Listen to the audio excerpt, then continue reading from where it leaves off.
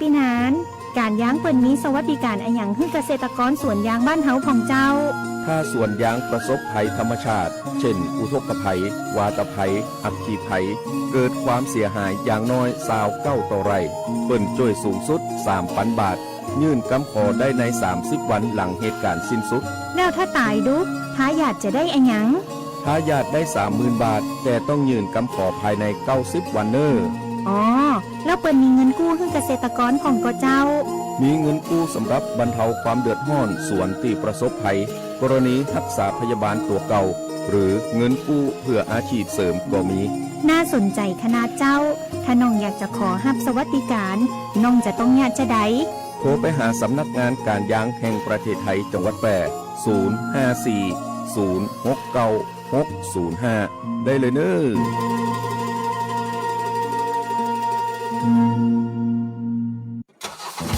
ขับขี่ปลอดภัยเมืองไทยไร้อุบัติเหตุด้วยความปรารถนาดีจากสวท.แพร่ FM 91 MHz ท่านลงมาจากบนฟ้าจากสวรรค์เฉลิมพระนามสมเด็จพระพันปีพระบรมราชินีสิริกิติ์เป็นนาถะแห่งสยามงามโสภิตพระราชกิจตรึงตรามาช้านานแม้เสด็จสู่สวรรค์เยี่ยมชั้นฟ้าพระจริยาจักจดจำนำเล่าขานอีก1,000 ปีหมื่นปีเป็นตำนานก้มกราบกรานก่อนพนมบังคมคุณสถิตกลางใจประชาราษฎร์ด้วยสำนึกในพระมหากรุณาธิคุณตราบนิจนิรันดร์ข้าพระพุทธเจ้าข้าราชการและเจ้าหน้าที่สถานีวิทยุกระจายเสียงแห่งประเทศไทยจังหวัดแพร่นางฟ้าเดิมท่องดินและทุ่งนาแต่ภาพทรงจำไม่มีวันเลือนลบหายไป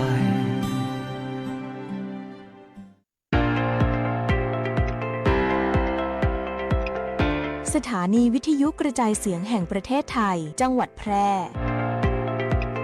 91 เมกะเฮิรตซ์ ให้ความรู้คู่ความสุข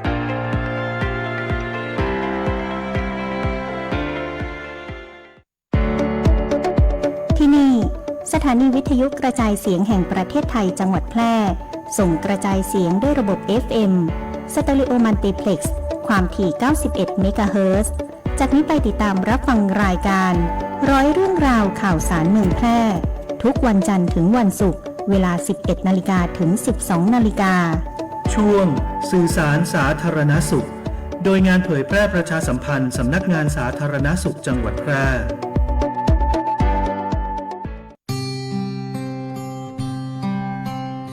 สถิตในดวงใจตราบนิจนิรันดร์น้อมศิรกรานกราบแทบพระยุคลบาทน้อมสำนึกในพระมหากรุณาธิคุณเป็นล้นพ้นอันหาที่สุดมิได้ข้าพระพุทธเจ้านายนพรัตน์วัชรขจรกุลนายแพทย์สาธารณสุขจังหวัดแพร่และผู้บริหารข้าราชการพนักงานราชการเจ้าหน้าที่สำนักงานสาธารณสุขจังหวัดแพร่ปลายขอบฟ้าก้มกราบอำลาด้วยน้ำตา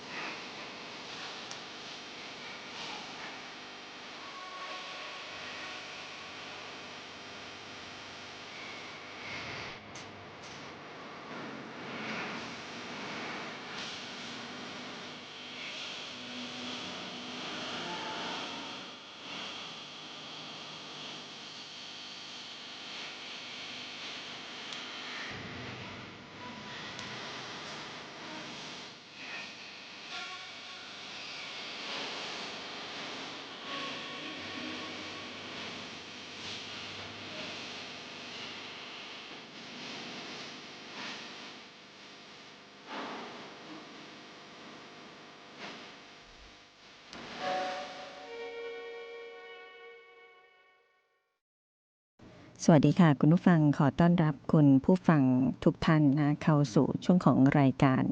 ร้อยเรื่องราวข่าวสารเมืองแพร่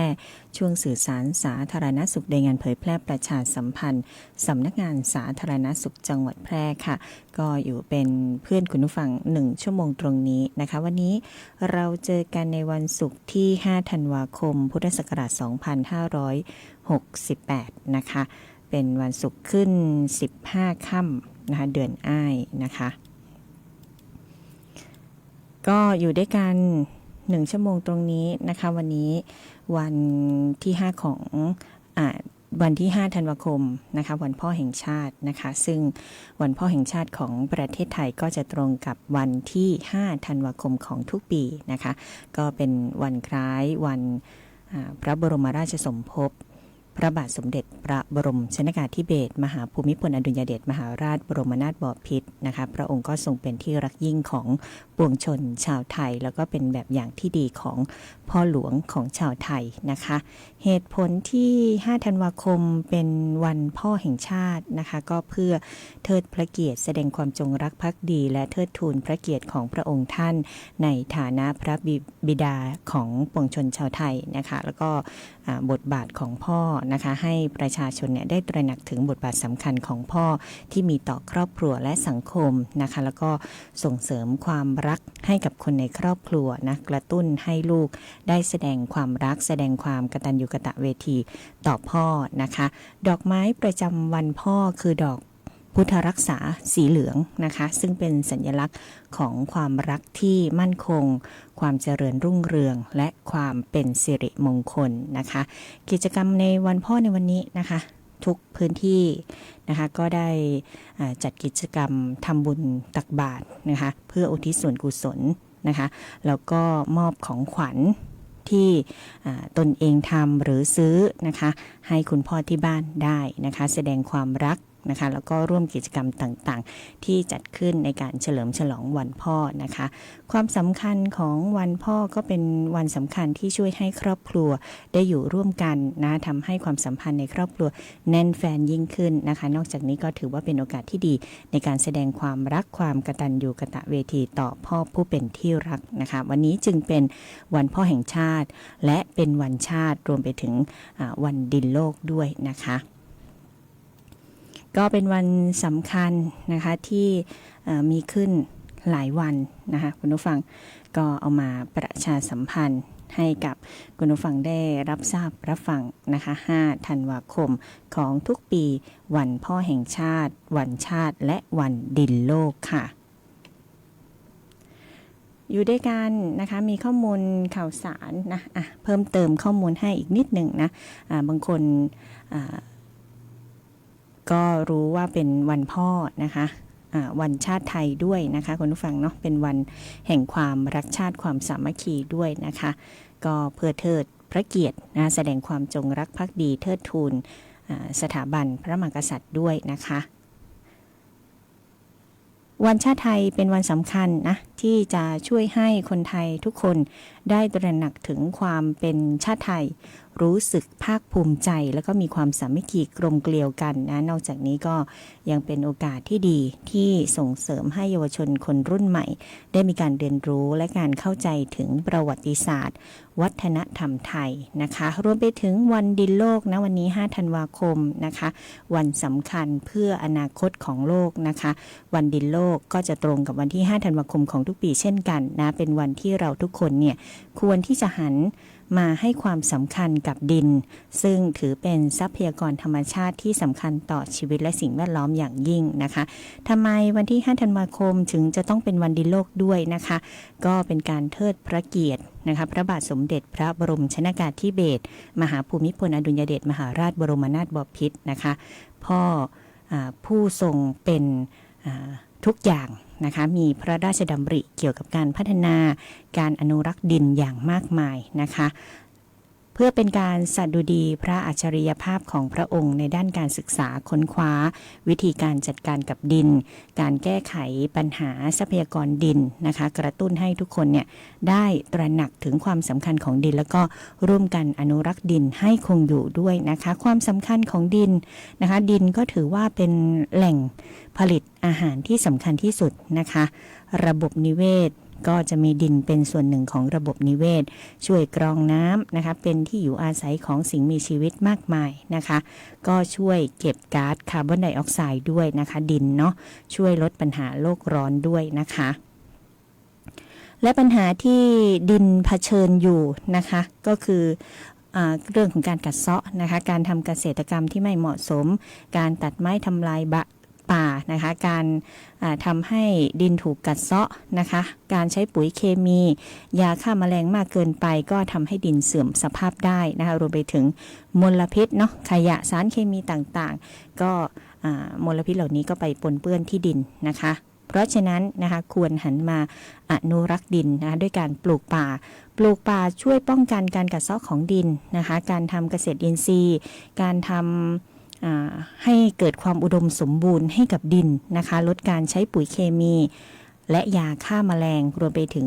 ลดปริมาณขยะที่ทิ้งลงบนดินด้วยนะคะทุกคนสามารถที่จะร่วมกัน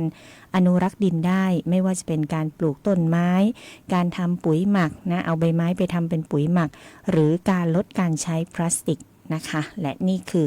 วันสำคัญในวันนี้นะคะวันที่5ธันวาคมนะคะของทุกๆปีก็จะเป็น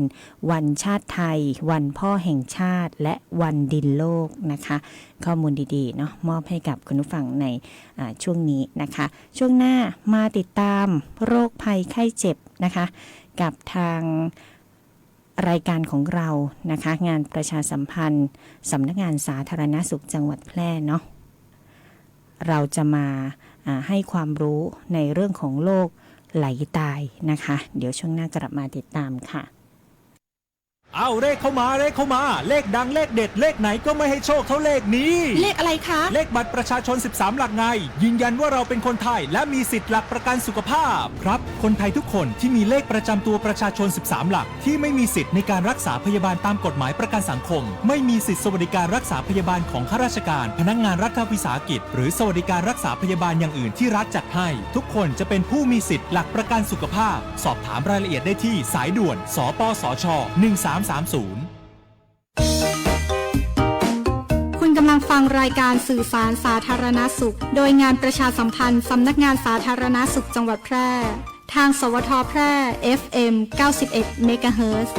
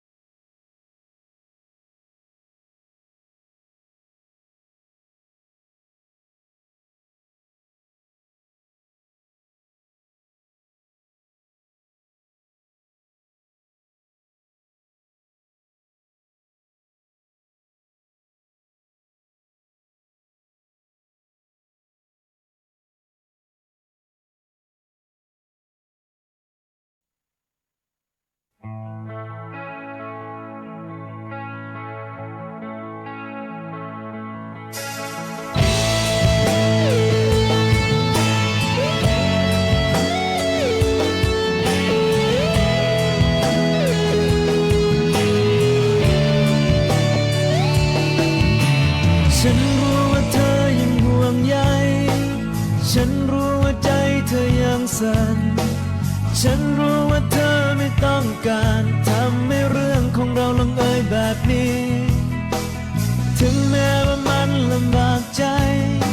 เธอก็ต้องไปอยู่ดีรีบเช็ดน้ำตาที่เธอมีคิดเสียว่าจะเจอคนดีกว่าฉันอย่าคิดกังวลอะไรเดินไปตามที่เธอฝันฉันอยู่ตรงนี้ได้ไม่ต้องเป็นห่วงกันเมื่อก่อนไม่มีใครฉันก็เคยผ่านมาเธอพบคนที่ใช่ก็ไปดีเธอนะอาจเจ็บอีกนานแต่ว่าฉันคงไม่เป็นไรเคยมีตัวคนเดียวก็แค่มีเท่าเดิมก็แค่ไม่เหลือใคร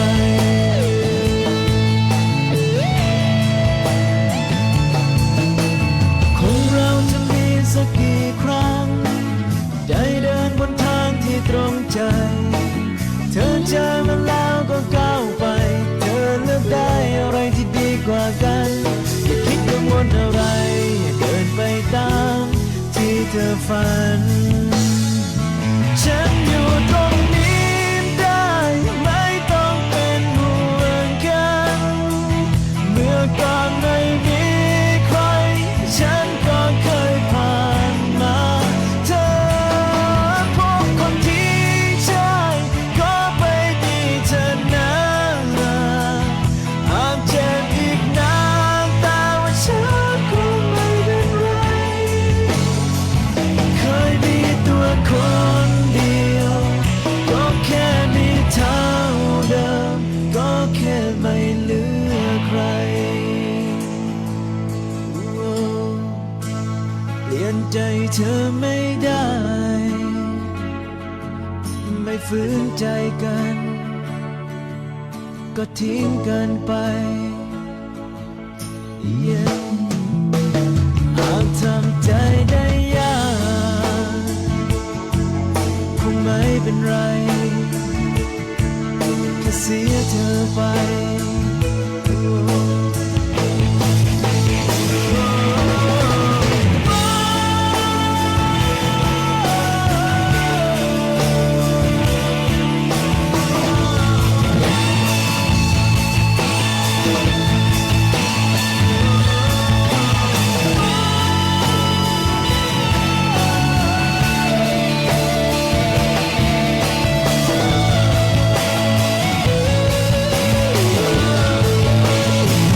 ฉันอยู่ตรงนี้ได้ไม่ต้องเป็นห่วงกันเมื่อก่อนไม่มีใครฉันก็เคยผ่านมาเธอพบคนที่ใช่ก็ไปดีเธอนะอาจจะอีกนานแต่ว่าฉันคงไม่เป็นไรเคยมีตัวคนเดียวก็แค่มีเท่าเดิมก็แค่ไม่เหลือใคร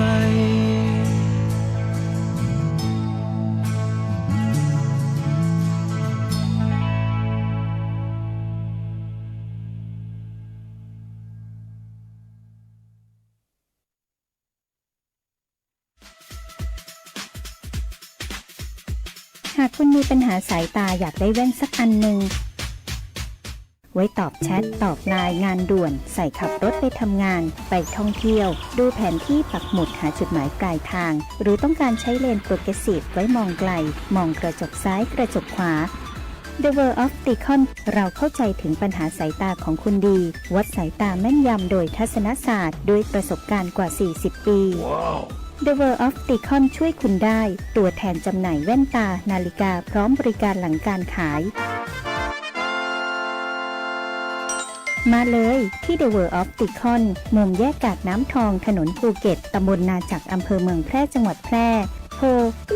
0819520545 จังหวัดแพร่ขอเชิญเที่ยวงานมหกรรมของดีจังหวัดแพร่และงานกาชาดประจำปี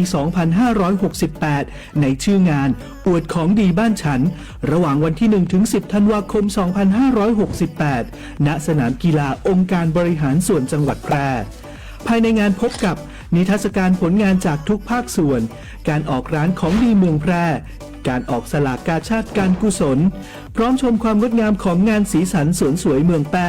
Colorful Garden in แพร่ 2025 และงานมหกรรมไฟล้านดวงไฮไลท์สำคัญการประกวดนางสาวแพร่ตำนานความงามที่หวนคืนเวทีอีกครั้งอย่างยิ่งใหญ่เชิญร่วมสัมผัสเสน่ห์เมืองแพร่ในมิติใหม่ตลอด10 วัน 10 คืนแห่งความสุขในงานมหกรรมของดีจังหวัดแพร่และงานกาชาดประจำปี 2568 ตาขวางเดินโซเซห่างตกลิ้นห้อยน้ำลายย่อยแม่นเลยเจ้าสัตว์เลี้ยงของท่านกำลังเป็นโรคพิษสุนัขบ้า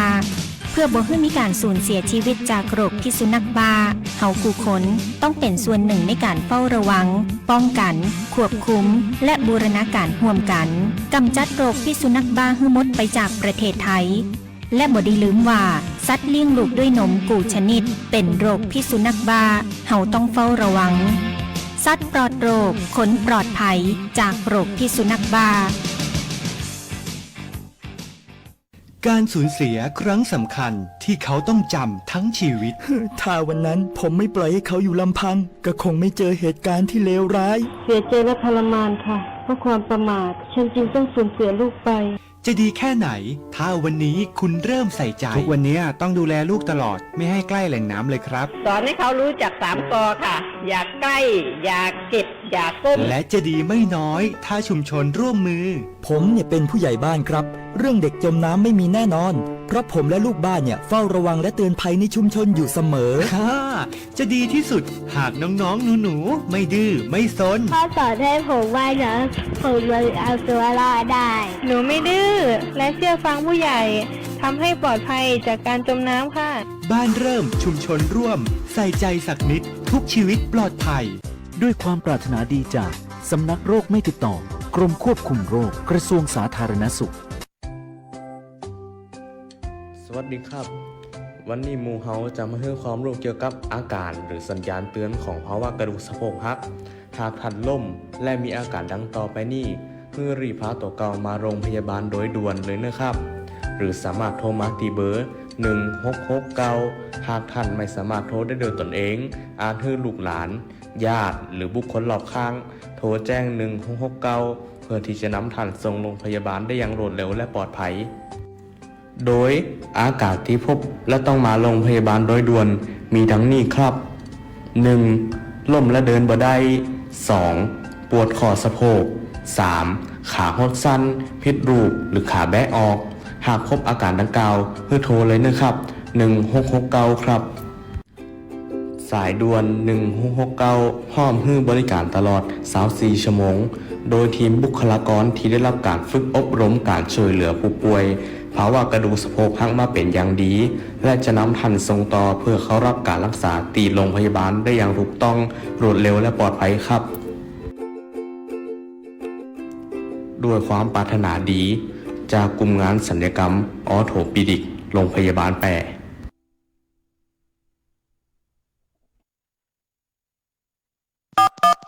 1330 สายด่วนสปสช.สวัสดีค่ะบริการตรวจสิทธิรักษาพยาบาลสิทธิบัตรทองหรือสิทธิ30 บาท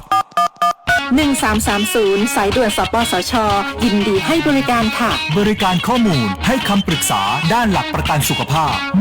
1330 สายด่วนสปสช.รับเรื่องร้องทุกข์ตอบข้อสงสัยคลี่คลายปัญหาโดยสำนักงานหลักประกันสุขภาพแห่งชาติหรือสปสช.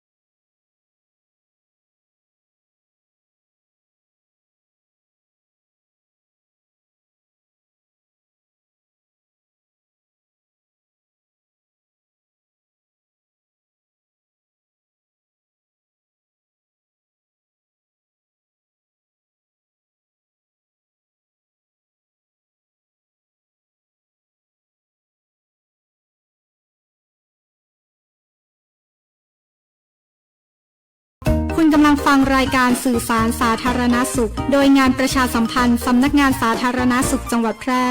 ทางสวทแพร่ FM 91 เมกะเฮิรตซ์กลับเข้ามาในช่วงของร้อยเรื่องราวข่าวสารเมืองแพร่นะคะสื่อสารสาธารณสุขโดยงานเผยแพร่ประชาสัมพันธ์สำนักงานสาธารณสุขจังหวัดแพร่นะคะรับฟังผลงานเพลงเพราะๆในช่วงวันหยุดไปแล้วนะคะก็กลับมาติดตามข้อมูลข่าวสารนะคะพูดคุยกันถึงเรื่องของโรคไหลตายนะคะคืออะไรนะเราจะต้องเข้าใจให้ถูกต้องแล้วก็สามารถป้องกันได้นะคะก็คือภาวะหัวใจเต้นผิดจังหวะรุนแรงนะคะระหว่างที่หลับไปเนาะมักจะเกิดกับคนที่มีอายุประมาณ25 ถึง 45 ปีนะคะโดยเฉพาะช่วงเวลาของการพักผ่อนน้อยเนาะวิธีการป้องกันนะคะคุณผู้ฟังควรจะนอนอย่างน้อย6 ถึง 8 ชั่วโมงนะคะตรวจสุขภาพหัวใจปีละ1 ครั้งนะคะหลีกเลี่ยงการดื่มหนักๆก่อนนอนนะคะจัดการความเครียดอย่างสม่ำเสมอนะคะแล้วก็เหมาะสมนะคุณผู้ฟังสัญญาณที่จะเตือนล่วงหน้าของโรคนี้นะอาจจะมีอาการใจสั่นเจ็บหน้าอกนะคะหน้ามืดตอนกลางคืนนะเหนื่อยง่ายผิดปกติแบบนี้นะคะและปัจจัยเสี่ยงที่จะทำให้เกิดโรคนี้นะคะก็คือการนอนหลับไม่พอนะนอนหลับไม่ต่อเนื่องนะคะความเครียดที่สะสมนะคะโรคหัวใจที่ไม่รู้ตัวและเครื่องดื่มแอลกอฮอล์นะคะดื่มแอลกอฮอล์ก่อนนอนนั่นเองนะคะก็เป็นการเตือนนะคะเตือนภัยของโรคไหลตายนะคะก็อยากจะสร้างความเข้าใจนะคะให้ถูกต้องนะคะแล้วก็เราก็จะสามารถป้องกันการเกิดโรคได้นะคุณผู้ฟังนอกจากนี้นะคะทางด้านของโรงพยาบาลพระราม 9นะก็ได้ให้ข้อมูลเพิ่มเติมไว้นะคะว่าโรคนี้กลุ่มอาการที่มีการเสียชีวิตขณะนอนหลับโดยไม่ทราบสาเหตุเนี่ยก็เกิดจากความผิดปกติของการนำไฟฟ้าหัวใจหรือว่าโครงสร้างหัวใจที่ผิดปกตินะคะ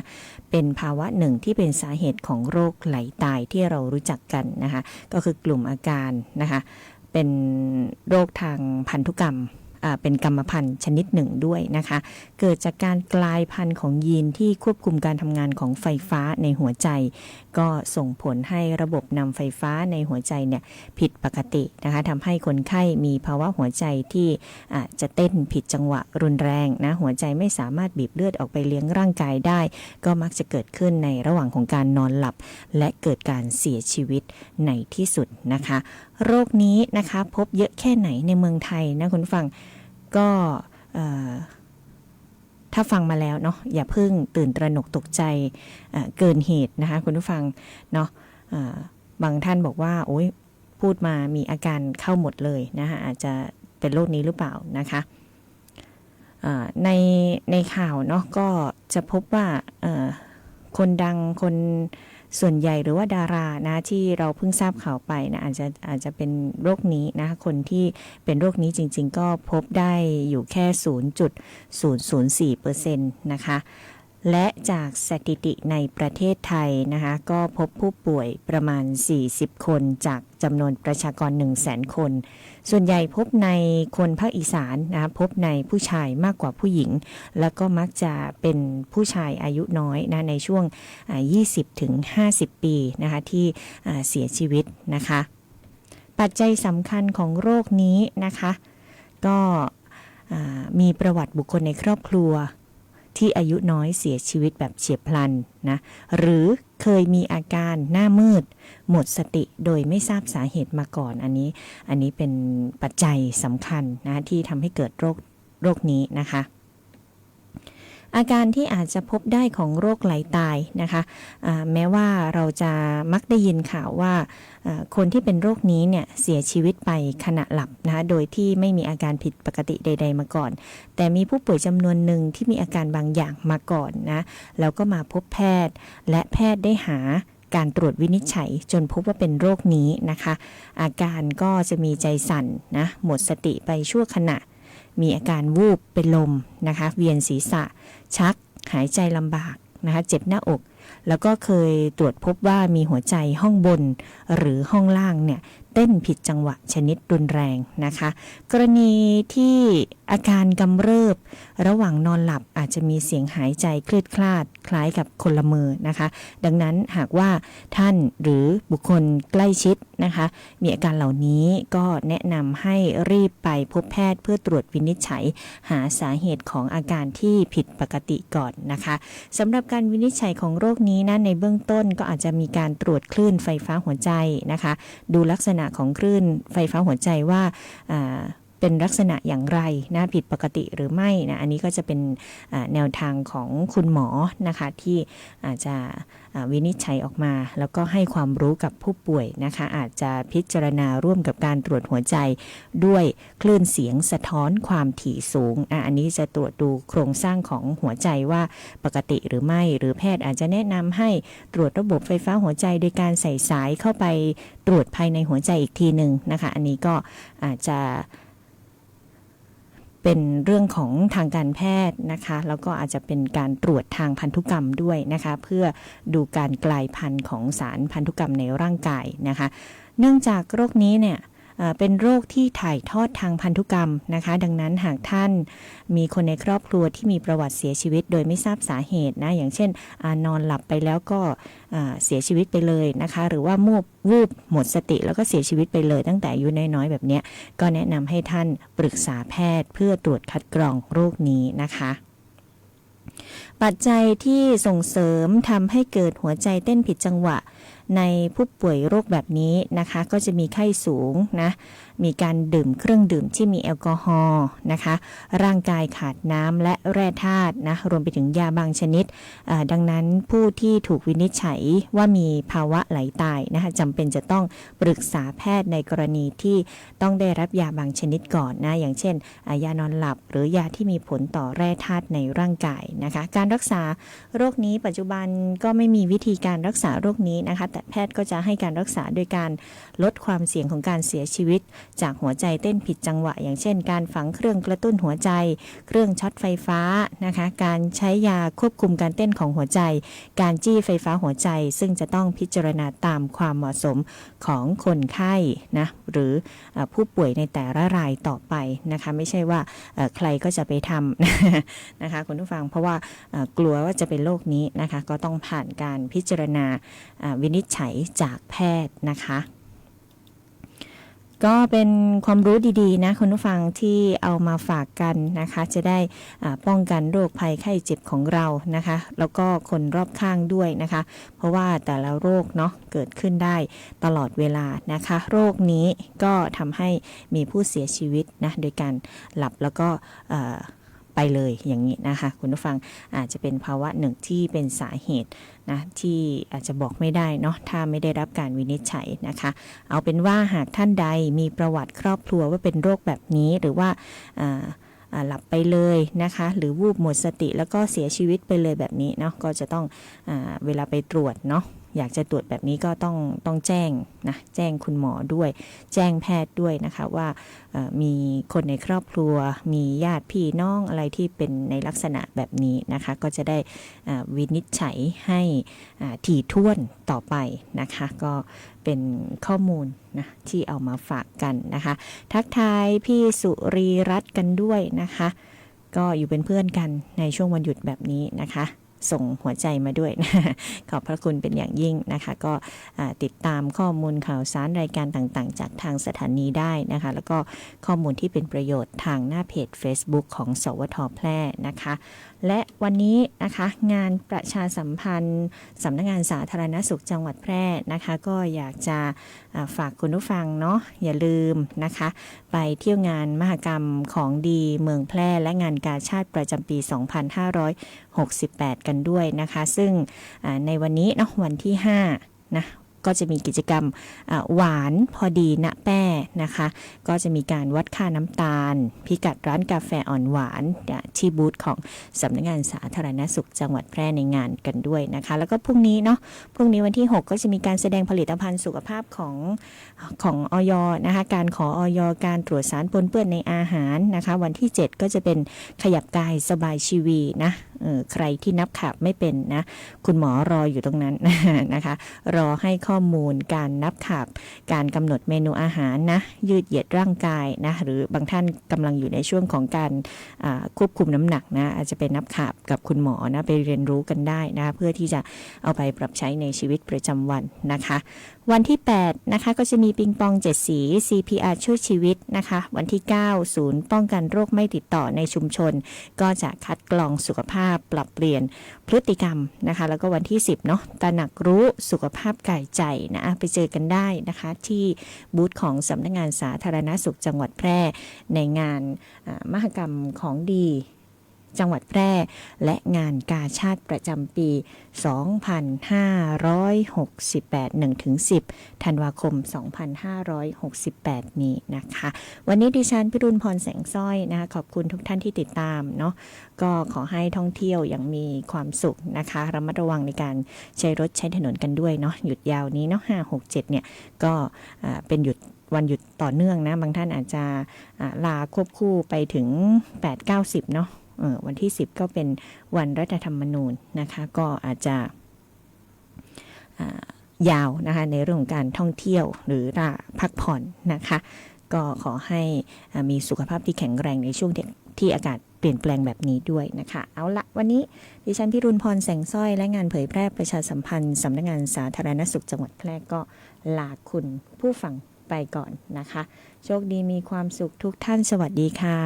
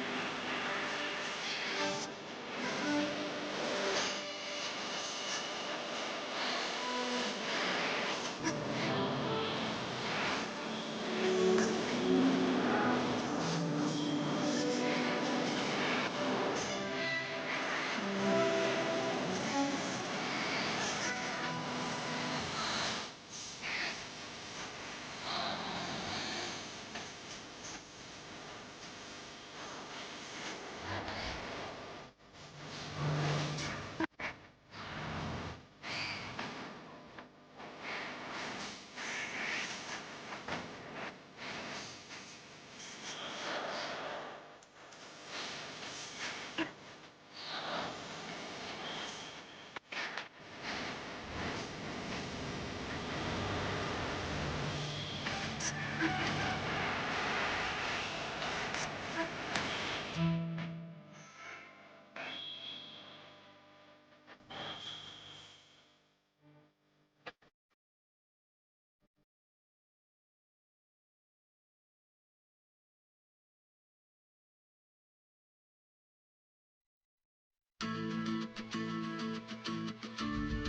ห้เลือด Give Blood